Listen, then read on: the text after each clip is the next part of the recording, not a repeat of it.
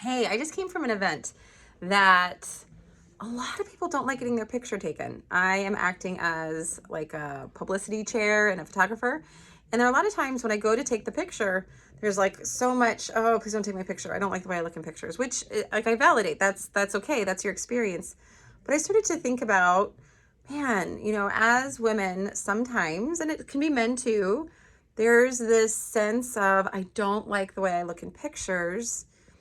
And part of me wants to say, okay, I respect that. There's autonomy with that. And what if you were to look at some pictures and look at the connection and the beauty and the people and the activity that you were in? And I bet you probably were really enjoying the moment with people and you were really enjoying the connection with people.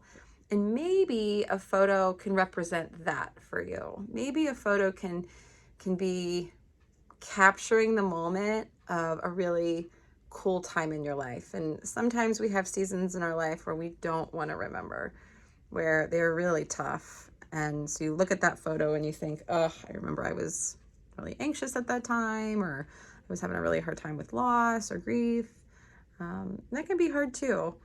They've been used for a long time in society to commemorate experiences. And we have now access to amazing photos in our hand that we carry around all the time. And so we document a lot. But as a society, we've been documenting experiences for a long time, and photos can carry a lot of esteem and they can carry a lot of meaning.